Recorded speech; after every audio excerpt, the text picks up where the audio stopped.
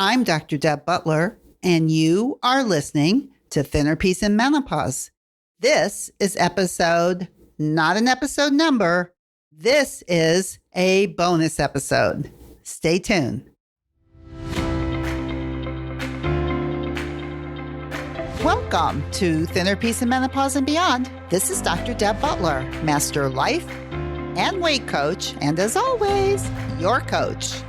If you're a woman and you're smart and you're successful and you've been struggling with weight your whole life, and now menopause is making it harder than ever, and you are ready to make this the last time you ever have to go on a diet again, then this podcast is for you.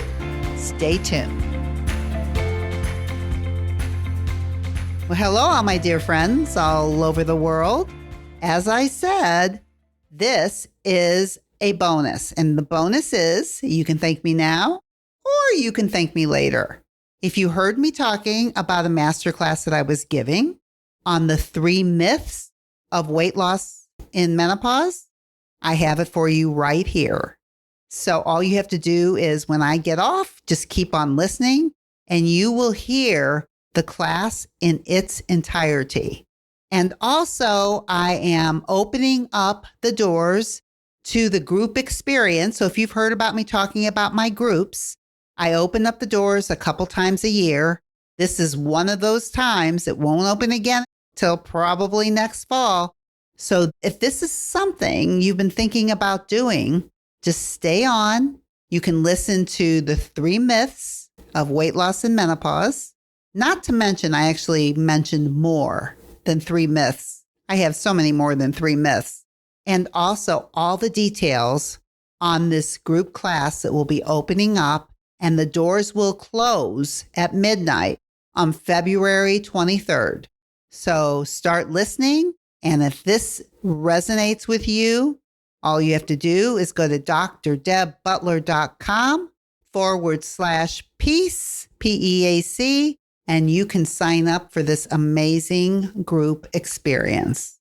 And also, I would never end even a bonus podcast without saying to you, no matter where you go and no matter what you do, please, please, please be very, very kind to yourself. And I will see you next week. Good afternoon, everybody. Come on into class. I'm so excited to see you and meet you and hear all about you. I'm really excited to blow some myths out of the water. All right, y'all. I have 3 things I want to talk to you about, but I couldn't get it down to just 3 things, 3 myths. So I actually wrote a list, and I'm going to give you what I think my top 3 things are. But before I do that, I would love to know, because there's a lot of you on the call today, how do you know me? Like, do you know me from my podcast? Do you don't know me at all? I know I talked to some of you, so I know you, Diane. Jean, you don't have to say anything. There's some of you I know, but there's a lot of you that I don't know. And I'm just would like to know, where did you hear about me? What do you know? What would you like to know? Just write in the Q&A as I keep talking. I'm not going to stop talking, but I would like to have a little bit of an idea of who my audience is today, so I know who I'm speaking to. I'm going to assume that you're all in menopause, close to menopause, or maybe you're like me way after menopause, which is really an interesting way to start. Because when I created this program, I was in the thick of it. And a lot of things changed in my life at 55 years old. And a lot of things changed in my life, which is really kind of interesting, when I was 26 years old too. So when I was 26 years old, I had a degree in early childhood education. I believed I was going to be working with children my whole life. I love children, and I got segued and ended up in a chiropractic career and going to chiropractic school before anybody knew what a chiropractor was. I almost didn't even know what a chiropractor was, but my husband-to-be was going to be a chiropractor. So I started learning about it. And at 26 years old, I went back to school, and I thought I was way too old to be going back to school. And I can remember thinking that. And then when I got into my 50s, and I had been a chiropractor for probably practicing 30 to 35 years, I was kind of wanting to do something different. And that's kind of when coaching came in, the idea of life coaching. I had never heard of that before. Nobody heard of a life coach before. And that's when I met my first coach, Martha Beck, after reading her books. I was just in love with her, and she happened to be offering, which I didn't even realize when I went to her first course, that it was a life coaching course. I just thought it was there to get your shit together because that's what I wanted to do. And I just thought she would be the person to help me do it. So when I was 55, I thought I was way too old to change professions, way too old to do a lot of things, which is what I want to talk to you about today. Way too old to stop eating the way I was eating or to do the things that I was doing to lose weight. It all kind of came together at the same time. It was so interesting to me. So I'm just going to read a little bit of your Q&A comments as I work on this. So listen, we have a lot to talk about, and I could go on and on about myself. But what I want to do is I want to talk about myths about menopause, and then I want to coach you on what it might be for you. So I want to use this time up until for the next 45 minutes to teach and coach. So I want you to really be thinking about, as I'm talking, if you would like to raise your hand to be coached, because all the nuggets are going to be in the coaching, not in the teaching. Even though I will teach you, I will give you some facts, I will give you some things to think about. But if you don't let me into your brain and let me coach you, you cannot understand, you will never understand the value of everything that I'm doing here, because my program is only as good as my coaching. My tools are only as good as my coaching, I think. And those of you who have learned my tools in my podcast have learned it through me coaching. First of all, let's talk about the 3 myths. Then we'll go into coaching. And no matter what, I want you to get an idea, get a little bit more of an introduction into that brain of yours and what it might be saying and thinking, what you're thinking that it's saying to you that's not helping you, that you don't realize is just your thinking, is just a mindset. Okay, I want to just go over and start talking about my list of myths about menopause. I got a lot of them. I'll start with the top 3, and then I'll go through some more. And I'm hoping that as I go through them, you will have questions on some of them. Maybe you won't agree with me. I don't know. But let's just see, knowing what you know about me, because I'm now in my 70s. And that means that when I was 55 years old is when I made all of these changes, that I decided how I was going to eat. I became a non-Weight Watcher member. I was a lifetime member for 30 years. I would gain my weight, go back to Weight Watchers and lose my weight, and then gain my weight, and then go back to Weight Watchers and lose my weight until when I was about 55. It didn't work. It wasn't fast. It wasn't doing what it was supposed to do. And I was pissed off. And I wasn't really happy in my job. And I was pretty depressed. And I wasn't sleeping. And I was wondering what the heck is going on. And I had a welcoming into menopause. The best thing in my life that ever happened to me was menopause. And I want you, by the time you get off this call, to start thinking that it could be that way for you too. All right. Myth number 1, I'm too old and it's too late. I remember thinking that. I remember I was definitely too old to change professions. And I definitely believe that I would probably just have to be overweight for the rest of my life because nothing worked anymore. Too old and it's just too late for me. Now, when I look back and I think like, what was I thinking? I was young. That's what you're going to think too. When we get ahead of ourselves in age and we start looking back, we start thinking about, what was I thinking? I hear people say to me all the time, what was I thinking? I wasn't fat when I look back at my pictures 20 years ago, or I look back at this, or I look back at that. Hindsight. But what I want you is to be able to use your mind now, to be able to use it, to be able to go forward into your future. And I think one of the best things when we talk about, is it too late? And am I too old? I would ask the question, what if it's not too late? And what if I'm not too old? What if it's just the right time? I think menopause is an interesting transformation and transition that happens to a woman's body at a specific time in life. And with the research that's being done now and it coming out, like when I started talking about this 15 years ago, it was new. I was talking to people who were going, what? It's like we're talking about this, that it could be the best thing that ever happened to you. And that the best thing about being older, not too old, but older, is that we become wiser because we have so many years of experience of experiencing things. For instance, for me, once I realized that following an external diet like Weight Watchers and getting those points in had absolutely nothing to do with if I'm hungry or full. I had absolutely no idea what hunger and fullness felt like in my body, and I didn't think it mattered. Up till 55 years old, that's what I thought. Now, here's the second myth. Tell me what you think about this. I should be able to get the same results I always got when I tried to lose weight before. There's probably a lot of you that are throwing temper tantrums. I know that the last time I went to Weight Watchers to lose my weight like I always did, and I was getting on that scale and it wasn't budging, I was having a temper tantrum and I was mad. And I don't know who I was mad at. I was mad at myself. I was mad at the scale.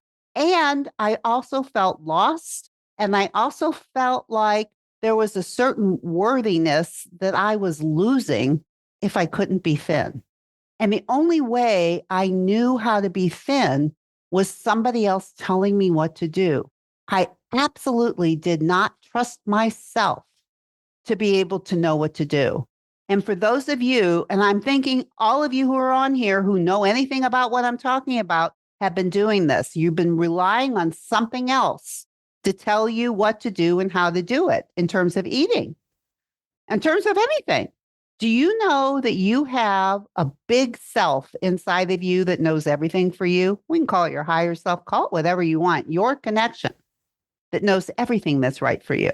And I think that when we start getting into our 50s, it's a good time to get connected to, I actually know what is the right thing for me. I mean, can you imagine if you believe that? I can't say I did. I was trying to figure out who was going to tell me. I thought Martha Beck was going to tell me. I really did. I learned a lot, but Martha Beck's not the one that told me. But Martha Beck was the one that started opening up my mind and started coaching my head so I could see what was in there that was stopping me from knowing myself. All right, what about this myth? I want to weigh what I weighed when I was, name it, married, graduated, after I had my children, before I had my children, my second wedding, whatever it was. I want to weigh what I weighed before. And here's the thing. Sometimes that doesn't work. Let me tell you, when I got married, I weighed a lot less than what I weighed now. And I'm very happy with what I weigh now, but I weighed a lot less. But you know how I weighed that? I was bulimic. I was busy throwing up in order to weigh 15 pounds less than I weigh right now. I didn't care. I didn't even know it was bulimia. There was no such word for it then. And I was going through chiropractic school at the time. There was no word for what I was doing because I was busy looking it up. What the heck is this called? You may not want to weigh what you used to weigh, and you have to think about how you weighed that to begin with, how you got there, because then you have to think about, do I want to do what I did to get there? Okay, how about this? You need to work with your body as it is now. You got to get to know it, and you have to become your own body whisperer. In other words, you have to stop believing or thinking that you want your body like it was and start getting to know your body like it is right now. What does it need?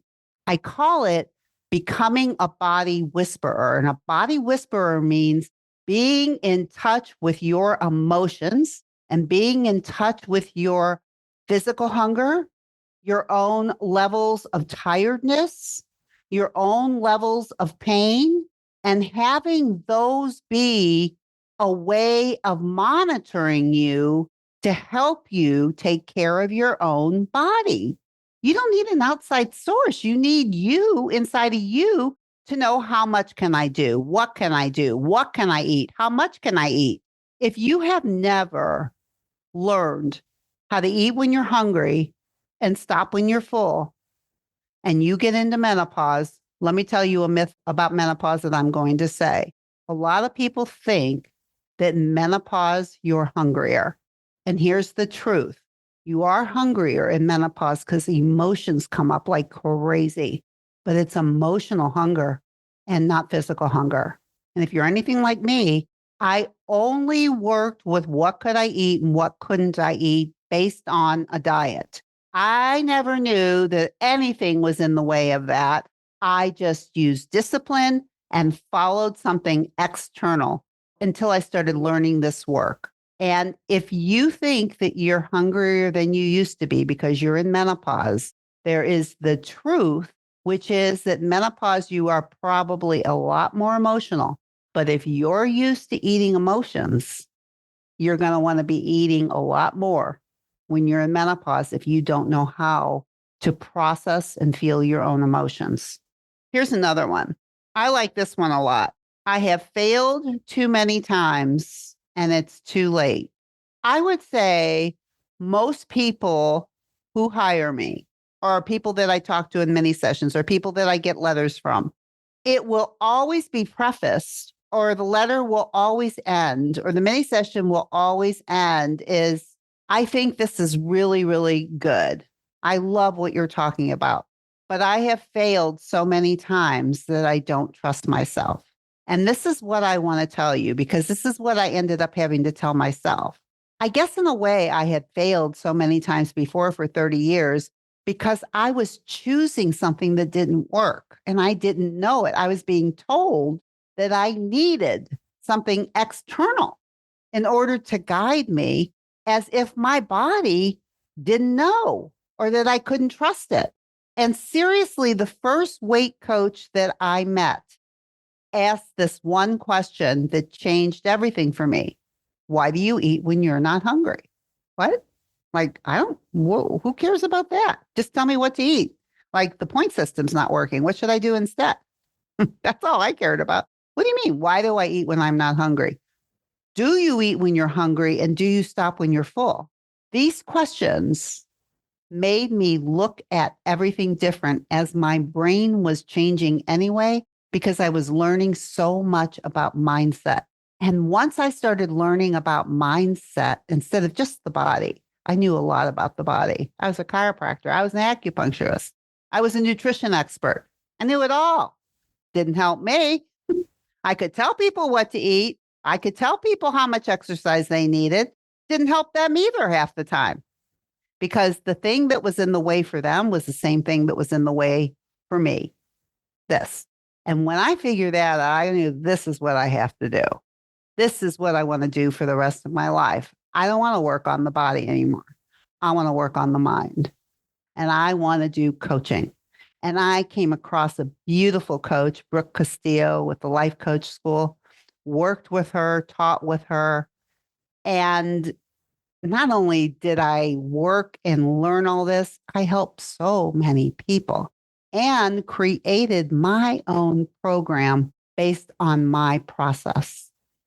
Okay, I could go on with myths, but I really think that I want to start coaching people. And I want to know if you have any questions with some of the things that I talked about. It could be on, how do I know if I'm hungry? How can I name the emotion? A lot of people want to name emotions if they find that they're eating when they're not hungry. They want to name the emotion. And you know what? You don't have to name the emotion, but you have to know if you're eating emotionally. Okay, so have I said anything that sparks your interest? Have I said anything that you think you would like to learn or know that I haven't said it already? Do you think you're ready to make a change? And do you think that you're capable of making a change? I think menopause is very, very similar to adolescence in terms of there's a lot of hormone changes going on, different hormones doing different things. But also, it's kind of like we're looking out at the future of our lives and wondering. And the difference between adolescence and menopause is this. Adolescence, how much experience do you even have to know anything? Nothing. In menopause, I think a lot of people have yearnings that they had when they were children.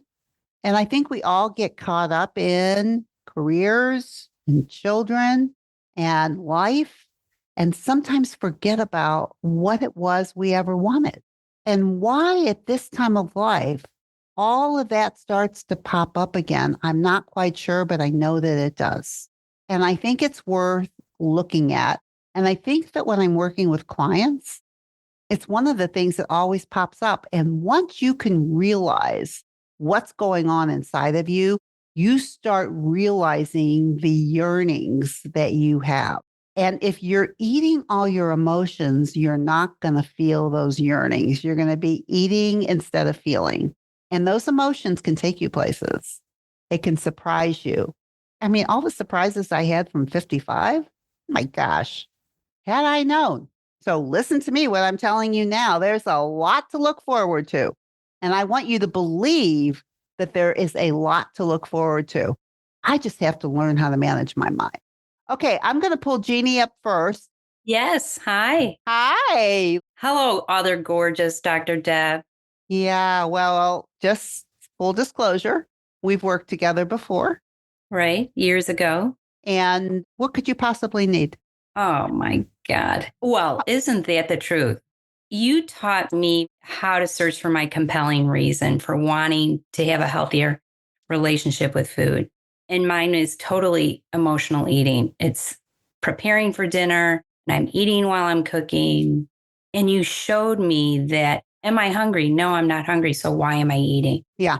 And for me, it's, I don't want to feel the emotions, the slightest anxiety, and have a great life. I don't get it because I'm very proud of myself for keeping it off. You helped me lose 20 pounds. But in addition to the 20 pounds, you helped me take care of myself. And that was my compelling reason for wanting to lose weight. The compelling reason was to be able to take care of myself by choosing foods that would help. Yes. And by being content with knowing that I could trust myself around food. Okay. Does that make sense? Yes, totally. I mean, that's exactly what I was talking about is I think a lot of people don't trust themselves. Totally not. And I've done well that I've kept it off. Yes. But the problem is I'm at 180. I want to be at like 150. And there's no reason I shouldn't be. Why is it that I stop there and not move down the scale when, I know pre-dinner and I'm eating that I'm not hungry. I'm just doing it out of habit. Okay. So when we were working together, that's when you lost your weight. Yes. Okay. And when we stopped, you stopped losing weight.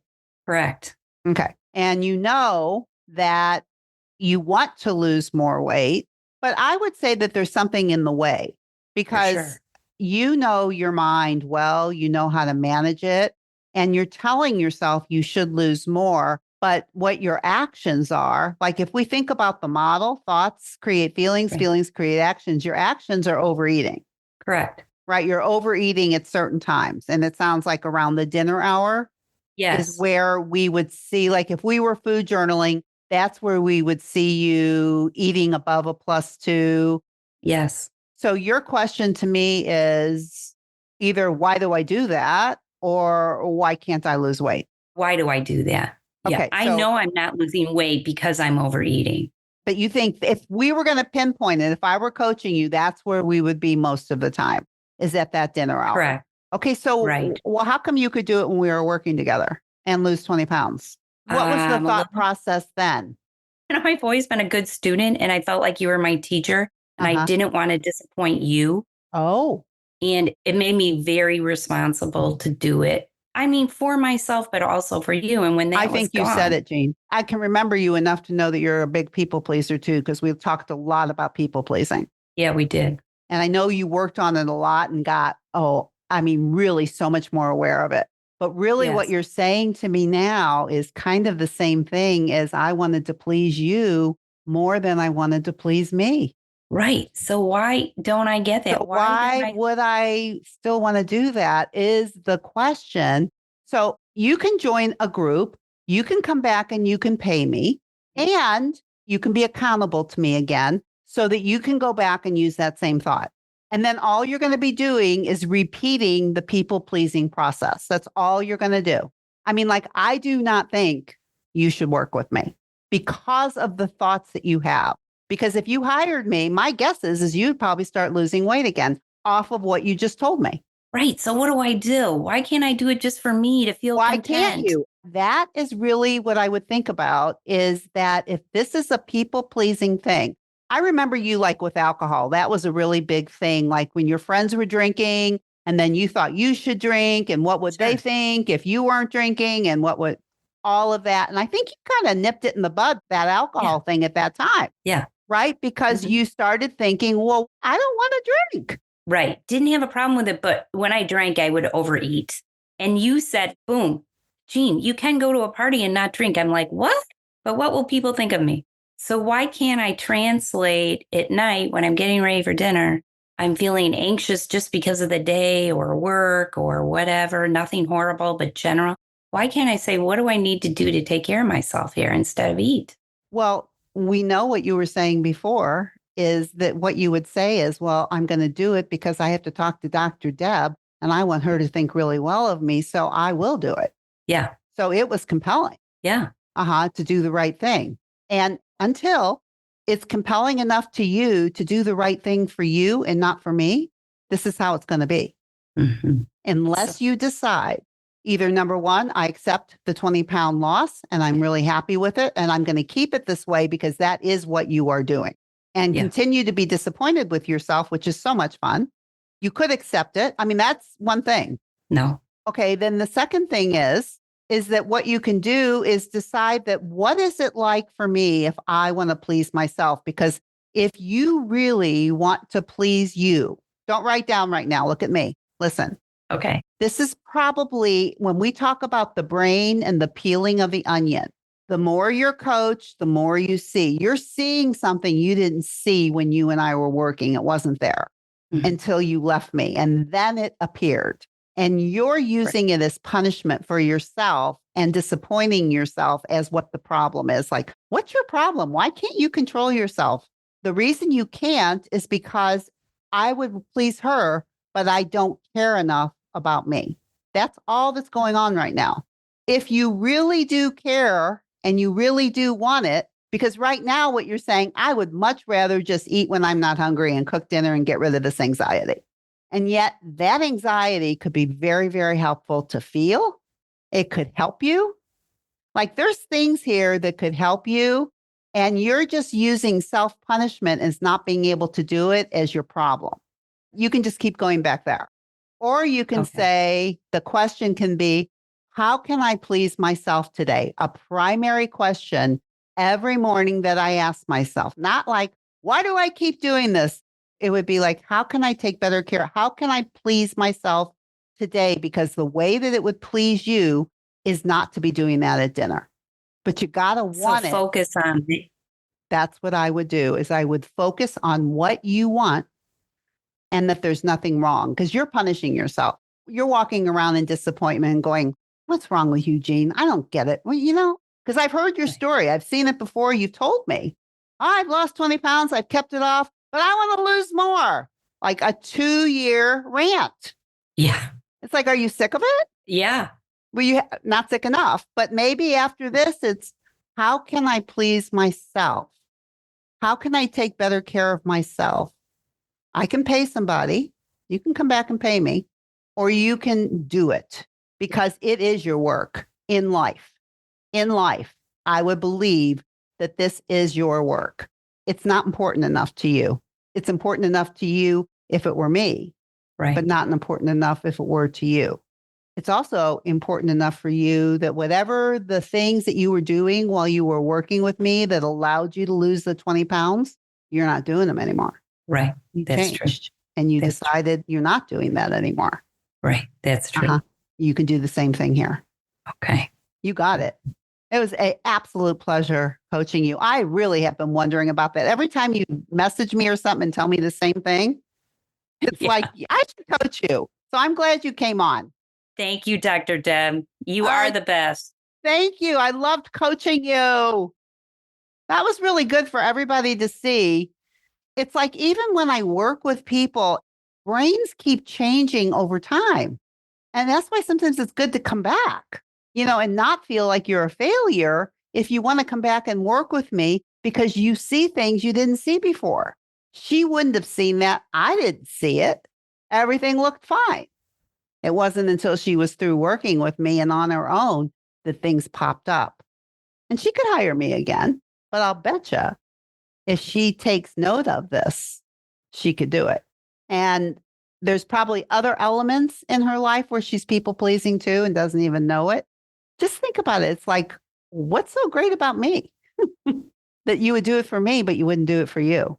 And I think that when you're working with me, when I talk to you about the coaching program, I will be an outside source. I will be somebody who will be coaching you. But my job, what I want to teach you is how to be accountable to yourself by learning how to do it.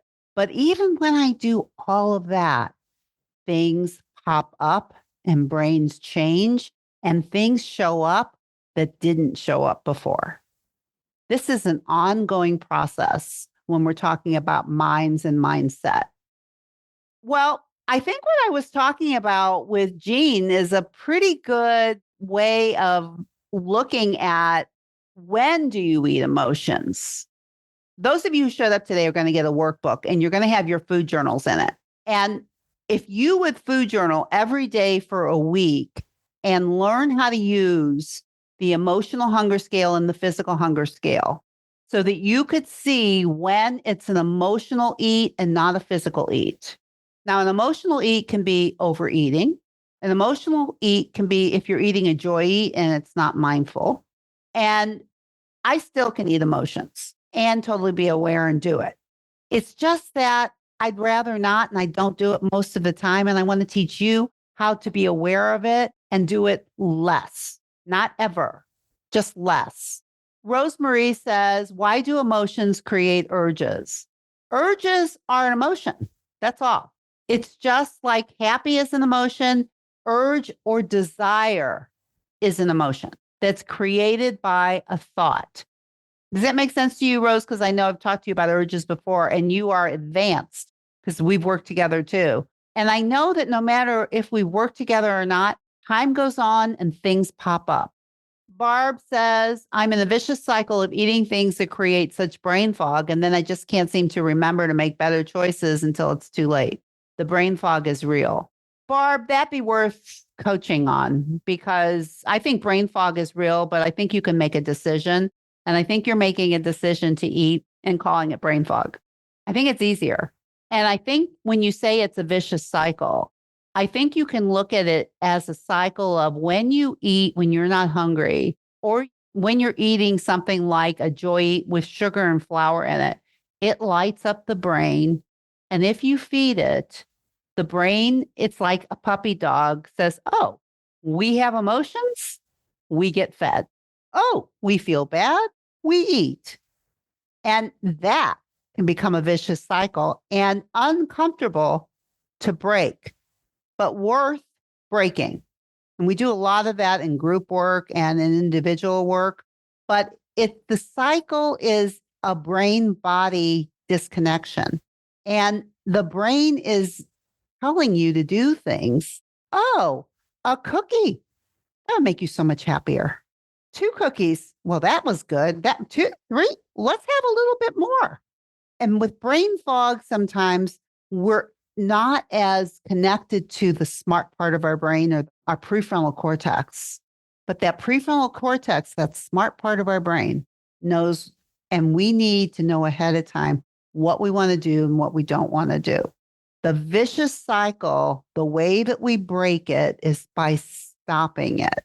And the way that we stop it is that we stop it one time at a time. Like if we can do it once and live through it and see it on paper, really important, the food journaling to be able to see that. Amy says, I'm 55 and became a board certified nurse coach. Yeah, this year.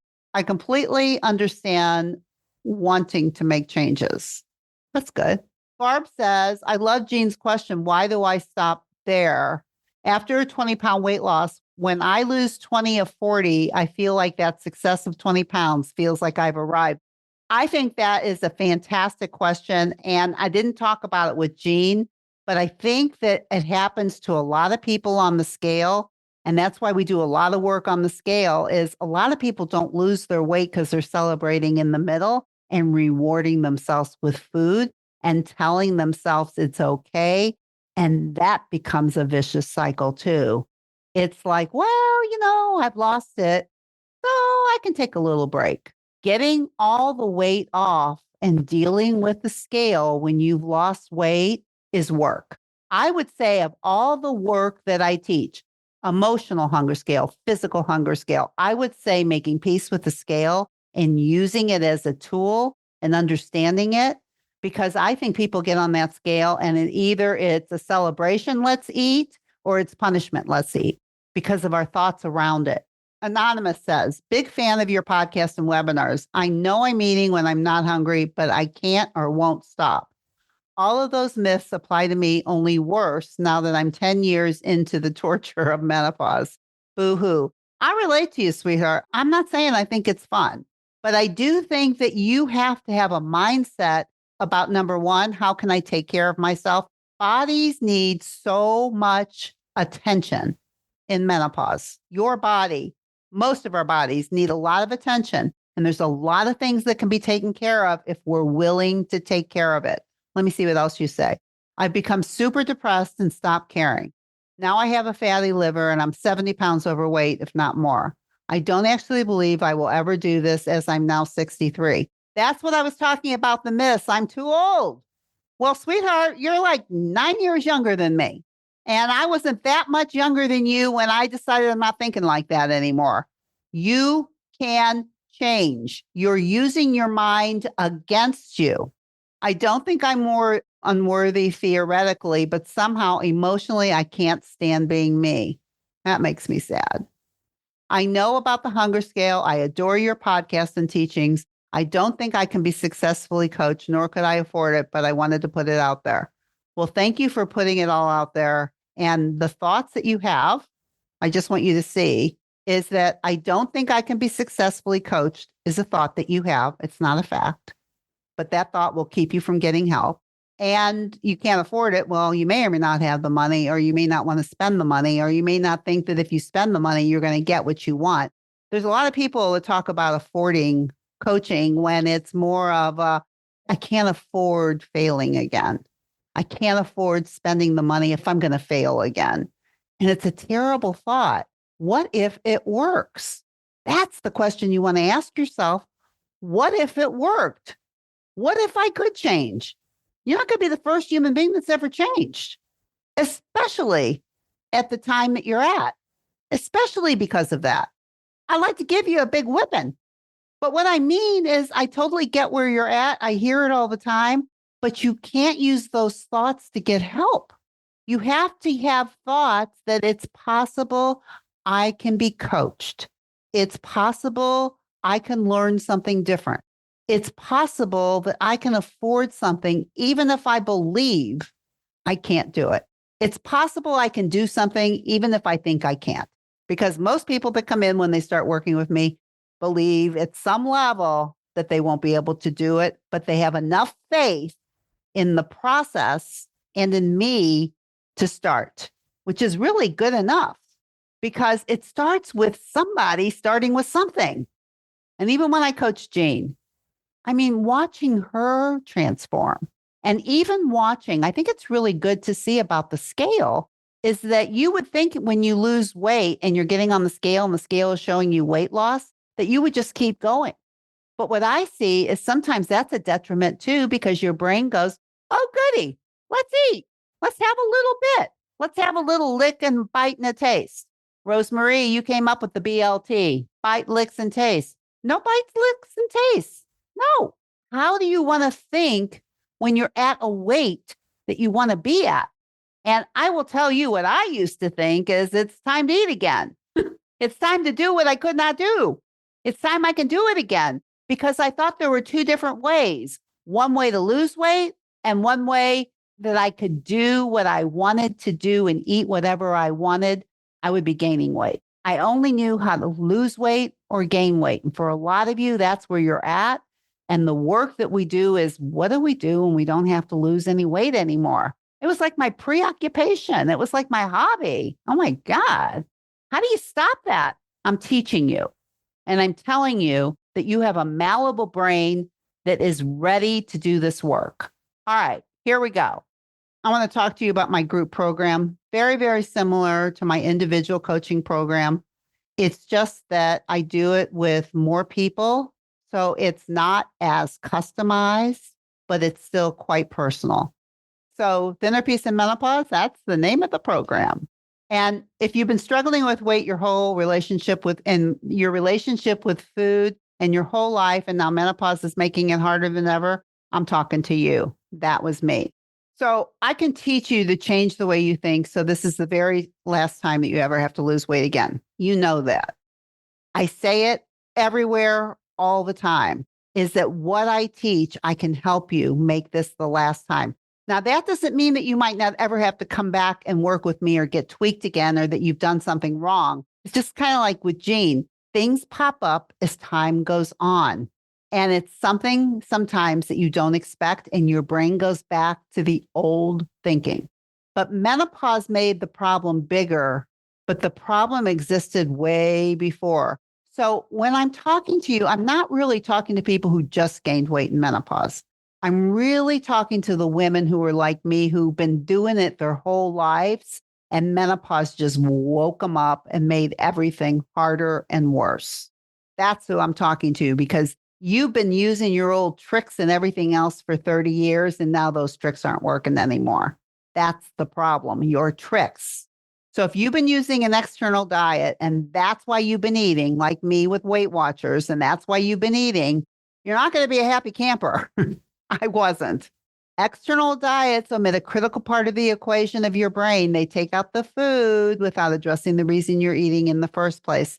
And you can see by the questions that I get that even once you realize that you're not hungry, those urges and those emotions still trigger the need to want to eat anyway, as opposed to feeling something that's very uncomfortable. So what if you went by your body cues while you eat? When your body says it's time to eat and your body says when it's time to stop. Can you imagine if you did that? It would be amazing. I love this caption. I love it. I just keep it up for a little bit. We'd be so happy. And, as long as I've been doing that, I cannot say that I do that all the time. It's not an all the time thing. It's just that it's most of the time, as opposed to hardly any of the time. So I can teach your brain how to think so that you can lose weight and actually enjoy the process. No deprivation required. And I think Jean's a perfect example. Like when she was doing it, she really realized a lot of the reasons, the emotions, this people pleasing thing that we were talking about with her. She realized that she was doing it to please somebody else when she knew she didn't want it. So menopause means changes in hormones and metabolism. If you eat the same amount in your 40s and 50s as you did in your 20s, you're going to gain weight. I don't think I'm telling you anything different or it's something that you don't know. But what I didn't realize is that I didn't even know when I was hungry and I didn't even know when I was full. Many people are eating the same as they did when they were younger, and they don't even know if they're hungry or full and don't even know what their appetite is, because they're either eating the way they used to eat or they're following an external diet that has nothing to do with them being hungry or full. And it usually means deprivation and restriction. And it's like, okay, well, we can do that for a while. We've gained weight. We should suffer. But as soon as that weight comes off or some of it comes off, we're going back to eating and having a good time. Your appetite's decreased over the years, but menopause makes you feel hungrier than ever. And I told you that before when I was talking about the myths. It's emotional hunger. But imagine what you would do with your life if you're not concentrating on food in your body all the time.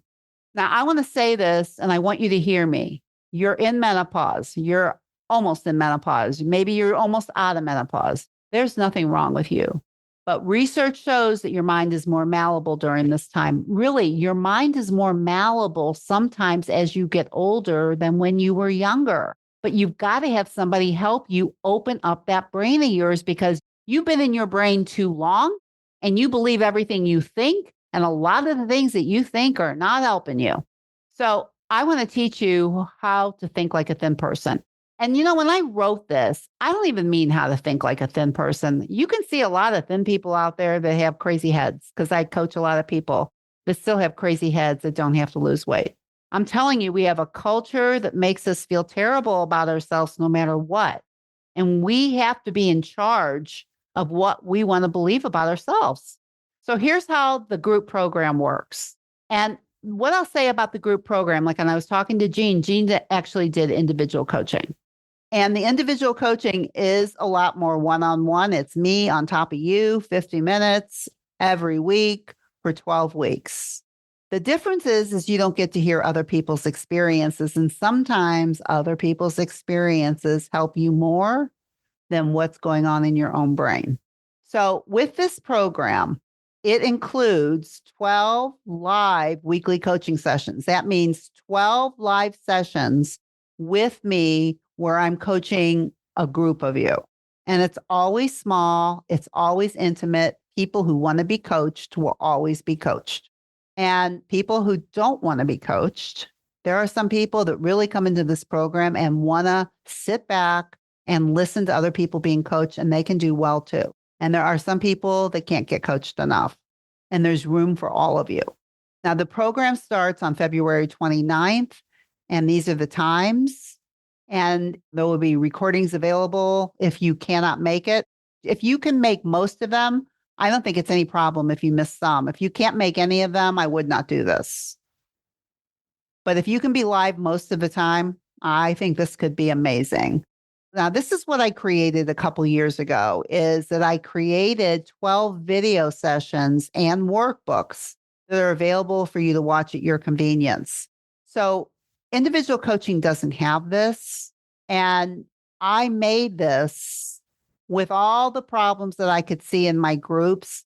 I made 12 videos and taught 12 lessons based on everything I know.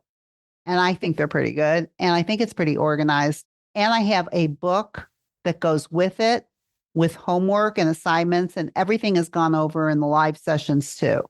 And the moment you sign up, if you sign up, you get instant access to everything. You have lifetime access to everything that's in this portal, all the videos, all the recorded group sessions, workbook, journal, and more.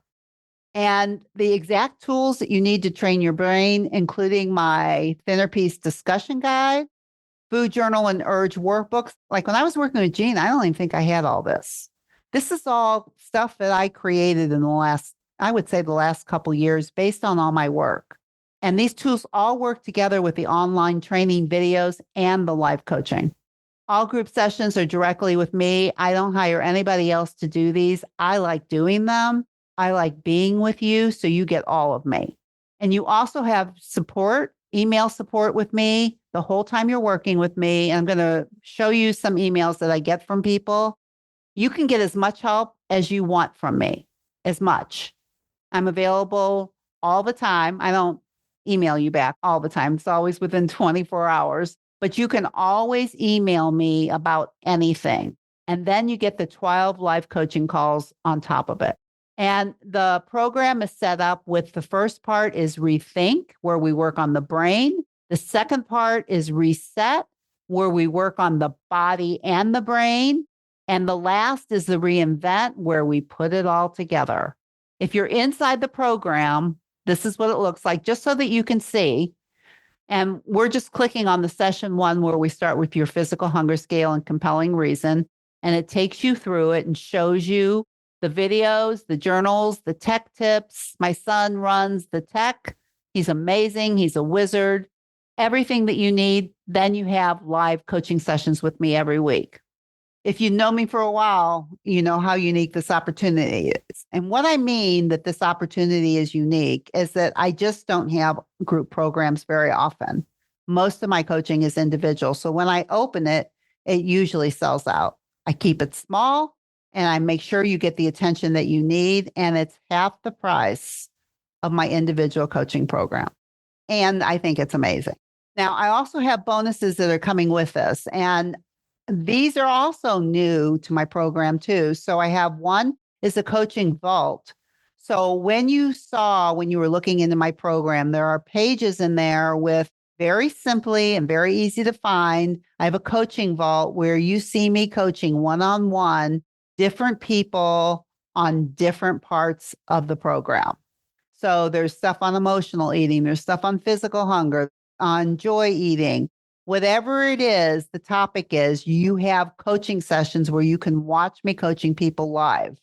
I also have the one big thing that changes everything, which is a book I wrote probably about 3 or 4 years ago on the model itself. And for those of you who know anything about the model, this goes into depth. If you want more information and want to work on it, I work a lot of it in the group because it's all about what you think creates how you feel, creates what you do. And it's called the model. And I teach it to you inside and out. So by the time you're through coaching with me, you know how to coach yourself. I also have, and this is new too, the students only podcast, which means that you will be able to get this and everything that's in it so that you can put it where you listen to your podcasts and everything. It's just audio and you can hear everything and anything you want in the car, on a walk, however you listen to your podcast. I love it. I love having it for myself when I'm in other programs, which is why I created it here. So the moment you sign up, you have immediate access to everything. Now, if you sign up by Friday, I will also mail you a special gift. And it is special because I didn't used to do this, but it's the Thinner Peace Guide and the Thinner Peace Urges. I mail you the books. They're right here to your doorstep, no matter where you are. So if you're a person that likes to write everything down and does not like to use the computer, this is going to be for you. You do get all of these in PDF. So if you'd rather be on computer, I've got you covered either way. But this will be mailed right to your doorstep. People really love this. And what my past students are saying, the reason that I put this in, not just to blow my own horn, but just to talk about email and what people write to me in email, I just wanted you to see it a little bit. That one person wrote me that she was a retired teacher, educator, leader within her profession, and she recognized the elements of my quality of teaching, clearly communicated goals and outcomes. I loved listening to this from her because this was my goal, is to make it that organized. She used that instruction, sequential delivery. She's speaking like a professional. And I love that she evaluated my program like that. I really loved getting that email, and I think it's worth talking about. And she also said, importantly, and I think this is very important, that you communicate caring and concern for the progress of your clients and students. And so I'm very impressed with what you do and how you do it. I was very impressed with her because I know she was a leader in her profession and she was looking at the stuff that I did. And it made me know with the evaluation that if she thought that, I knew how organized it was. And I know that you can follow everything that's in there and that I do care. You know that just by listening to me. I care about what happens to you.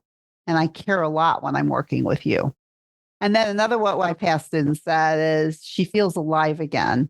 Your tools make this personal journey so doable. And again, thank you so much for your insight, love, and I can't read everything.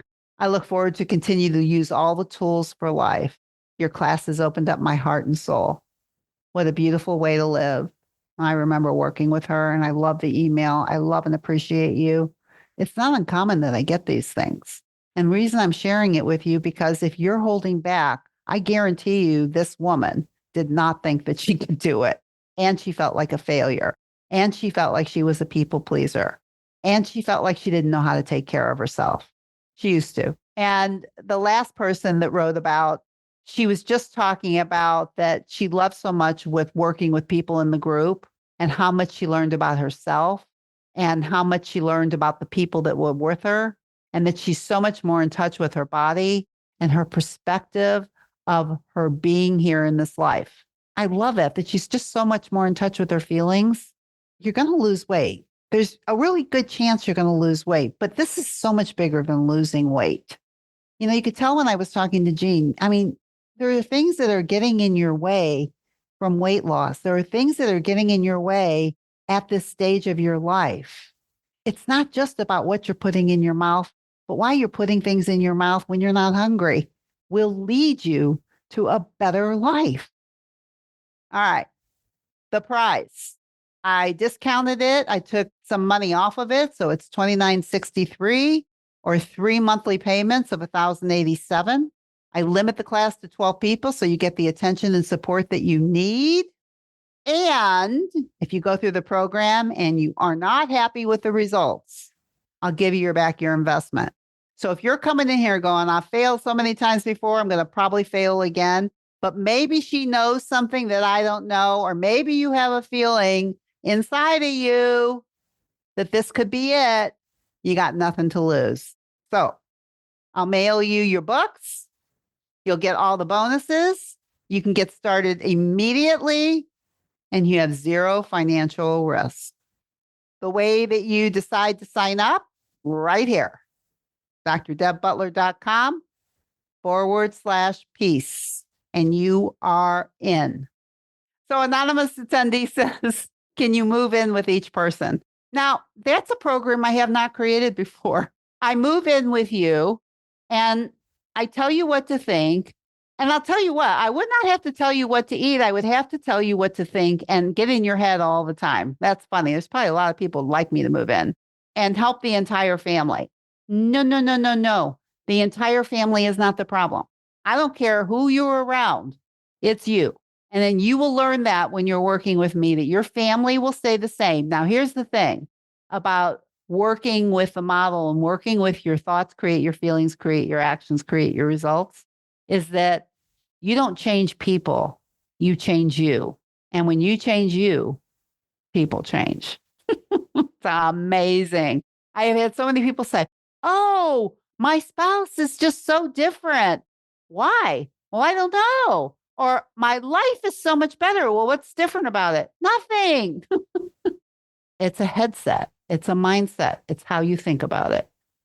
That's what I work on. How to help your brain see in a way that will make a difference for you in your life. Listen, this is not a dress rehearsal, sweetheart. This is your life. And I believe I'm giving you tools to do it. I believe I got the tools to do it.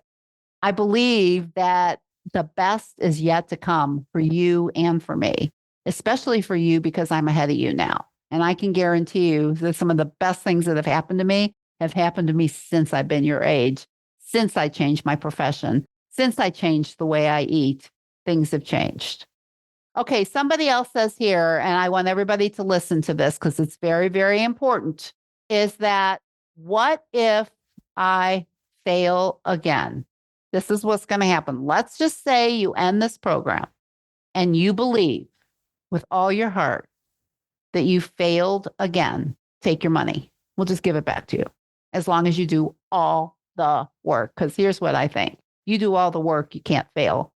But if that's what's in your way, this failure thing, then just tell yourself, okay, well, if you just do what you've always done and you fail again, she'll just give you your money back. You won't be out any money. But what if you don't? What if you're like some of these people that emailed me? What if you're like Jean, lost 20 pounds while she was working with me? I told her she shouldn't work with me again. Maybe she should. I don't know. Our brains are like layers of onion. It's like an onion. We peel a layer and we learn something more. We peel another layer and we learn something more. There is no end to learning and things popping up. Do not be afraid to come back and get coached again. Do not make it mean you've done something wrong. Just make it mean there's something else for you to learn.